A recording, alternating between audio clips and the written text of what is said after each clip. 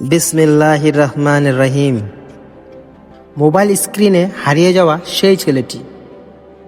রাত 2টা, ঘর অন্ধকার, সবাই ঘুমিয়ে, কিন্তু একটা রুমে আলো জ্বলছে।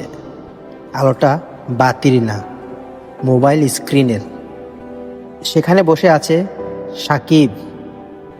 দিনে সে স্বাভাবিক, বন্ধুদের সাথে হাসে, পরিবারের সাথে কথা বলে, কিন্তু রাতে রাতে সে একা, আর তার সামনে একটা স্ক্রিন। স্ক্রল করতে করতে সে এমন জিনিস দেখে যা সে জানে দেখা উচিত না। প্রথমে একটু লজ্জা লাগতো, তারপর ধীরে ধীরে অভ্যাস হয়ে গেল। নামাজ আগে পড়তো, এখন বলে পরে পড়ব, কিন্তু সেই পরে আর আসে না। একদিন তার ছোট ভাই পাশে বসেছিল। হঠাৎ সে বলল, ভাইয়া, তুমি সবসময় ফোনে কি দেখো? সাকিব চমকে উঠল, ফোনটা লুকিয়ে ফেলল। সেই রাতে প্রথমবার সে নিজেকে ঘৃণা করল। সে বলল, আমি কি করছি? আমি কাকে ফাঁকি দিচ্ছি? তো কিছুদিন পর তার মা অসুস্থ হয়ে পড়ল, হাসপাতালে ভর্তি। সাকিব মায়ের পাশে বসেছিল। মা ধীরে ধীরে বলল, বাবা, নামাজ ঠিকঠাক মতো পড়িস তো? এই প্রশ্নটা যেন তার বুকের ভেতর কাঁপন ধরিয়ে দিল। সে কিছুই বলতে পারল না। কিন্তু সেই রাতে হাসপাতালের করিডোরে বসে সে প্রথমবারের মতো নিজের জীবনের হিসাব শুরু করলো। সে বলতে লাগলো, আমি কি করছি? এই জীবনটা কি এভাবেই শেষ হয়ে যাবে? সে অজু করলো। দীর্ঘদিন পর সে নামাজে দাঁড়ালো, কিন্তু সূরা কিরাত ঠিক মতো পড়তে গিয়ে তার গলায় আটকে যাচ্ছিল।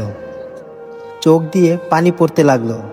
সে শুধু বলল, হে আমার রব, আমি কি নিজেকে হারিয়ে ফেলেছি? তুমি আমাকে ফিরিয়ে নাও। সেই দিন থেকেই সে সিদ্ধান্ত নিল, ফোন থাকবে, কিন্তু ফোন তাকে নিয়ন্ত্রণ করবে না।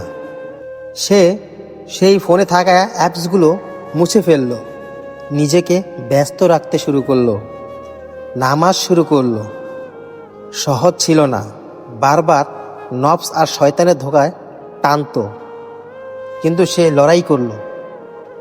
তো কিছুদিন পর তার মা সুস্থ হয়ে বাড়ি ফিরল। মা একদিন বলল, বাবা সাকিব, তোর মুখে একটা নূর এসেছে। সুবহান আল্লাহ। সাকিব চুপচাপ করে মুচকি একটা হাসি দিল, কারণ সে জানে এই নূর বাইরের না, ভেতরের পরিবর্তন। তো আমার প্রিয় বন্ধুরা, আজ আমরা অনেকেই মোবাইল স্ক্রিনে হারিয়ে যাচ্ছি, গোপন গুনাহ করছি, আর ভাবছি কেউ দেখছে না। কিন্তু মনে রেখো, মানুষ না দেখলেও একজন তো আছে, ওই আল্লাহ তো দেখছেন। আজ যদি তুমি নিজেকে থামাও, আজ যদি তুমি ফিরে আসো, তাহলে তোমার জীবনও বদলে যেতে পারে। কারণ একটা ছোট সিদ্ধান্তই তোমাকে হারানোর থেকে বাঁচাতে পারে। সুবহান আল্লাহ।